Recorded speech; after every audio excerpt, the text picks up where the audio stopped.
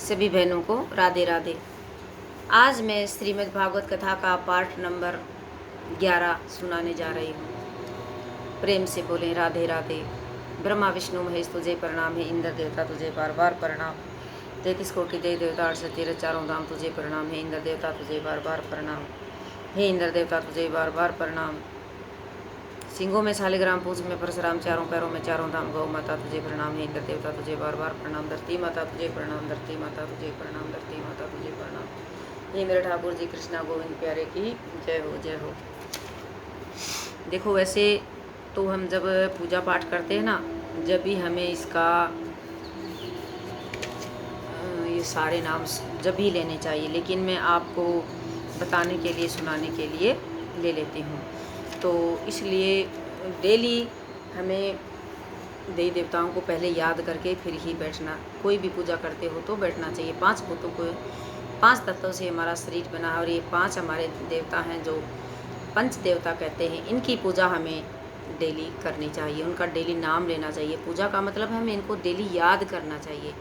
गणेशपति हैं, पहले गणेश को याद करो, शिव जी को याद करो, माता रानी को याद करो, विष्णु चक्रधारी विष्णु को याद करो, सूर्य को याद करो। तो ये ऐसे हमारे 5 हुए, इनको डेली हमें याद करना चाहिए और उनको प्रणाम करना चाहिए। फिर अपने गुरुदेव को प्रणाम करना चाहिए, जिसके पास जो भी गुरुदेव। ऐसी बात नहीं है कि जैसे कई बोल देती हैं हमने अभी तक गुरु नहीं बनाया है। गुरु जो नाम लिया वो तो गुरु होता ही है, लेकिन गुरु एक वो भी होता है, हमारे माता पिता भी, जब तक हमने नाम लिया हमारे माता पिता भी गुरु होते हैं। और जो हमारा इष्ट देवता बना हुआ है, हर किसी का एक इष्ट देवता होता है, इष्ट देवता भी हमारा गुरु ही होता है। तो उस गुरु को भी प्रणाम करें और डेली 5 भक्तों का नाम लें। जैसे मीराबाई प्रणाम, सूरदास जी को कोटि कोटि प्रणाम, हरिदास को कोटि कोटि प्रणाम, जैसे रविदास को कोटि कोटि प्रणाम और कर्माबाई को कोटि कोटि प्रणाम। ये ऐसे ऐसे भगत हुए हैं, ज़्यादा नहीं तो आप 5 भक्तों का तो डेली इनका नाम लें। हे प्रभु, हे भक्तजन, जैसे आपने प्रभु की सेवा करी और आपको प्रभु का दर्शन हुआ, आप हमें भी आप जैसा ही बनाएं और प्रभु को याद करना चाहिए। बोलिए श्री श्री राधे। अब पाठ नंबर 11 सुनाने जा रही हूँ। अनाश्रितः कर्म फलम कार्ये कर्म करोति यह स सन्यासी च योगी च न निर्ग्रहण चाक्रिय। श्री भगवान बोले, जो पुरुष कर्म फल का आश्रय न लेकर करने योग्य में कर्म करता है वह सन्यासी तथा योगी है, और केवल अग्रि का त्याग कर करने का सन्यास नहीं है तथा केवल क्रियाओं का त्याग करने वाला योगी नहीं है। यम संन्यास समिति पाहुर योगम तय विधि पांडव न हार्ष्य न सतः संकल्पो योगी भवति कछन। हे अर्जुन, जिसको सन्यास ऐसा कहते हैं उसी को तू योग जान, क्योंकि संकल्पों का त्याग न करने वाला कोई भी पुरुष योगी नहीं होता। आरुरु अक्षो मनुर योगेम कर्म कारण मुच्यते योगारूढ़स्य तस्सैव शमः कारण अमुच्यते। योग में आरूढ़ होने की इच्छा वाले मननशील पुरुष के लिए योग की प्राप्ति में निष्काम भाव से कर्म करना ही हेतु कहा जाता है, और योगारूढ़ हो जाने पर उस योगारूढ़ पुरुष का तो संकल्प कर्मों का अभाव ही है, वही कल्याण में हेतु कहा जाता है। यदा ही नेन्द्रियार्थेषु न कर्म शव नुष्यजते सर्व संकल्प सन्यासी योगारूढ़ शतदोचते। जिस काल में न तो इंद्रियों के भोगों में और न कर्मों में ही आसक्त होता है, उस काल में सर्व संकल्पों का त्यागी पुरुष योगारूढ़ कहा जाता है। उद्रेतात्मनात्मनः नात्मानम् असाधयेत आत्मेव हात्मनोः बुद्धुरात्मेव रिपुतात्मनः। अपने द्वारा अपना संसार समुद्र से उद्धार करें और अपने को अधोगति में न डालें, क्योंकि यह मनुष्य आप ही तो अपना मित्र है और आप ही अपना शत्रु है। क्योंकि हम जिसके साथ जैसा व्यवहार करेंगे अगला भी तो हमारे साथ वैसा ही व्यवहार करेगा ना। बंधुरात्म मन है सतस्य ये नातमेवात्मनः जित है, अनाथ मनस्तु शत्रु ते वर्तते मेव शत्रुवत है। जिस जीवात्मा द्वारा मन और इंद्रियों सहित शरीर जीता हुआ है, उस जीवात्मा का तो वह आप ही मित्र है, और जिसके द्वारा मन और इंद्रियां सहित शरीर नहीं जीता गया है, उसके लिए वह आप ही शत्रु के सदृश शत्रु में वर्तता है। जित्तात्मनः प्रशान्तस्य परमात्मा समाहित है, शीतोष्ण सुख दुखेषु तथा मानाप में अन्यो। सर्दी गर्मी सुख दुख आदि में, मान अपमान में जिसके अंतकरण की वृत्तियां भली भांति शांत हैं। देखो यहाँ पर ये श्री कृष्ण भगवान बार बार यही बात कहते हैं कि सुख दुख गर्मी सर्दी और अंतकरण की वृत्तियां भली भांति शांत हैं।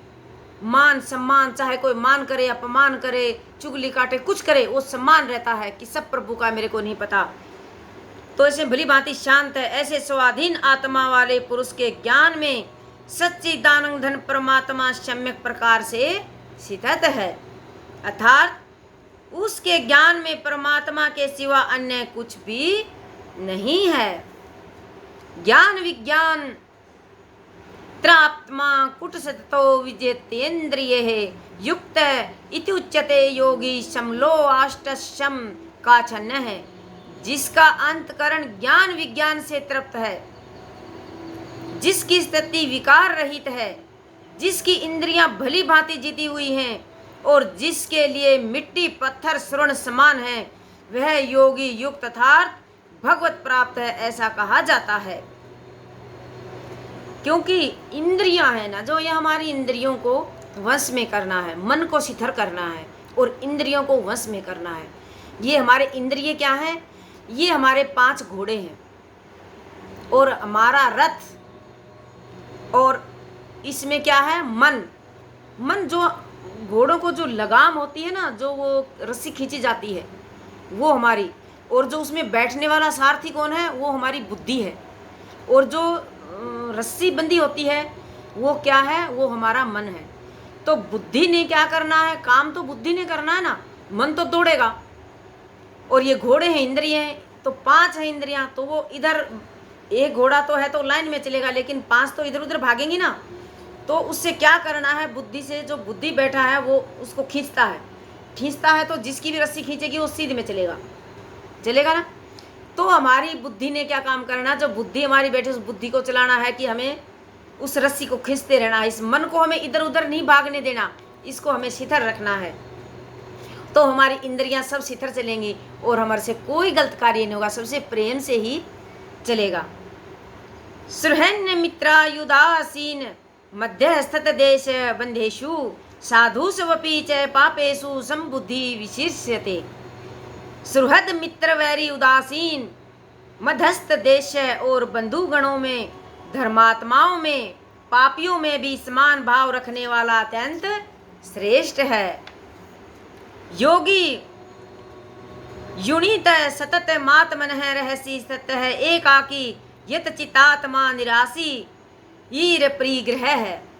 मन इंद्रियां सहित शरीर को वश में रखने वाला, आशा रहित संग्रह रहित योगी अकेला ही एकांत स्थान में स्थित होकर आत्मा को निरंतर परमात्मा में लगावे।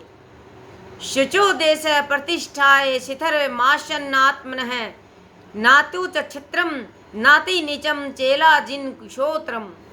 शुद्ध बुद्धि में जिसके ऊपर कर्मशः कुशा मृगशाला और वस्त्र बिछे हैं, जो न बहुत ऊंचा और न बहुत नीचा, ऐसा अपने आसन को शिथिल करके स्थापना करें।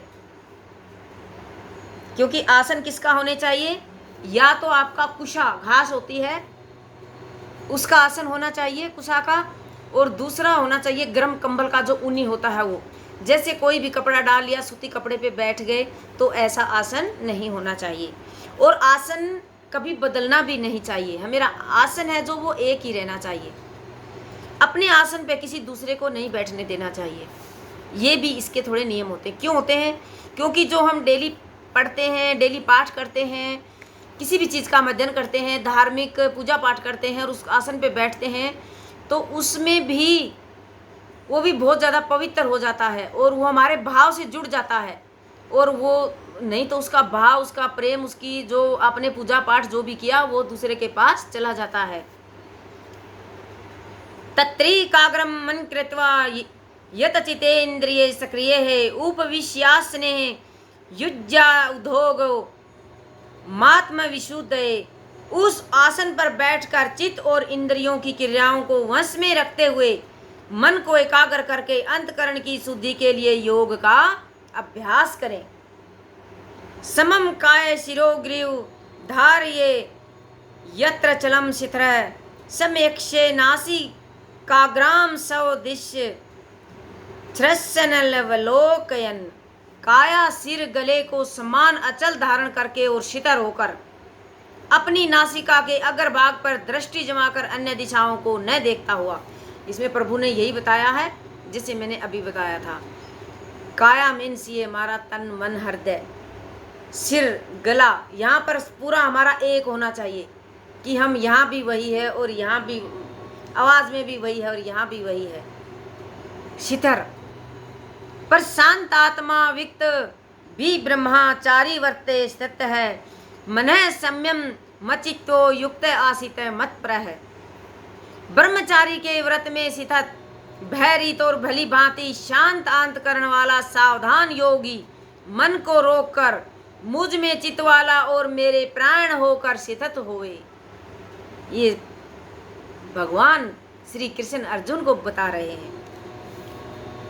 युणच्छनेवं सदा मानम योगी नित्य मानस है शांतिम निर्वाण परमाम मतस्यम तथा मिगछति। वंश में किए हुए मन वाला योगी इस प्रकार आत्मा को निरंतर मुझ परमेश्वर के स्वरूप में लगाता हुआ मुझ में रहने वाली परमानंद की प्रकाष्ठा रूप शांति को प्राप्त होता है। ऐसे जो मन बुद्धि और इंद्रियों को वंश में करके और सिर्फ बोल रहा है प्रभु की मेरा नाम लेता है, इस भगवान का जो विष्णु का चक्रधारी विष्णु का जो भी नाम लेता है वो परमानंद की मतलब परम शांति को ही बोले वो मुझको ही प्राप्त होगा। न तश्रय अस्तु योगी अस्ति न चेकांत मन श्रुत है न चाति सौ पर शीलस्य जागृतो न चा अर्जुन। हे अर्जुन, यह योगी न तो बहुत खाने वाला, न बिल्कुल न खाने वाला, न बहुत शयन करने वाला, संभाव लोक न सदा जागने वाले का ही सिद्ध होता है। देखो इसमें खाने का भी नियम बताया है कि बहुत ज़्यादा नहीं खाना। बहुत ज़्यादा खाने से भी हमें निद्रा आएगी कि हर 2 घंटे में कुछ कुछ खाते रहे पेट भर के, हमारी बुद्धि काम ही नहीं करेगी, वो खाने का ही आलस चढ़ा रहेगा। और न बिल्कुल न खाने वाला, पूरा दिन भूखा रहने वाला भी नहीं। पूरा दिन भूखा रहोगे तो भी हमारी बुद्धि नहीं चलेगी। न ज़्यादा सोने वाला कि पूरा दिन सहन ही करता रहे, सोता ही रहे, और न पूरा दिन ही सोने वाला क्योंकि उसमें भी आदमी थकावट हो जाएगी। तो समभाव चाहिए प्रभु को। युक्ताहार विहारस्य युक्त चेष्टस्य कर्मस्यु युक्त शव प्रापे बोधस्य योगी भवति दुखः। दुख का नाश करने वाला योग तो यथा योग आहार विहार करने वाले का, कर्मों में यथा योग्य चेष्टा करने वाले का तथा यथा योग सोने और जागने वाले का ही सिद्ध होता है। यदा विनियतम चित्तमात्मनेः वावतिष्ठते निस्पृह सर्व कामभ्यो युक्त इत्युच्यते तदा। अत्यंत वंश में किया हुआ चित्त जिस काल में परमात्मा में ही भली भांति शिथिर हो जाता है, उस काल में संपूर्ण भोगों से सप्रहा रहित पुरुष योग युक्ता है, ऐसा कहा जाता है। यथा दीपो निवातस्थो नेंगत्ते सोमपासमृतः योगी न यतचितस्य युज्यतो योगमात्मनः। जिस प्रकार वायुरहित स्थान में स्थित दीपक चलायमान नहीं होता, वैसा ही उपमा परमात्मा के ध्यान में लगे हुए योगी के जीते हुए चित्त की कही गई है। यत्रोपरमतः चितं निरुदं योग सेवया यत्र चेवात्मनात्मनं पश्यन्त्रात्मनिः तुष्यति। योग के अभ्यास से निरुचित जिस अवस्था में उपराम हो जाता है और जिस अवस्था में परमात्मा के ध्यान से शुद्ध हुई सूक्ष्म बुद्धि द्वारा परमात्मा को साक्षात करता हुआ सच्चिदानंद घन परमात्मा में ही संतुष्ट रहता है। सुख मात्यकम यतद बुद्धि ग्राम्भा मतीन्द्रियम वेति यत्र ने चेवाम शितत छलति तत्वतः। इंद्रियों से अतीत केवल शुद्ध हुई सूक्ष्म बुद्धि द्वारा ग्रहण करने योग्य जो अनंत आनंद है उसको जिस अवस्था में अनुभव करता है और जिस अवस्था में स्थित वह योगी परमात्मा के स्वरूप में विचलित होता ही नहीं। बोलिए श्री कृष्ण भगवान की जय। आज का यहीं पर समापन करते हैं।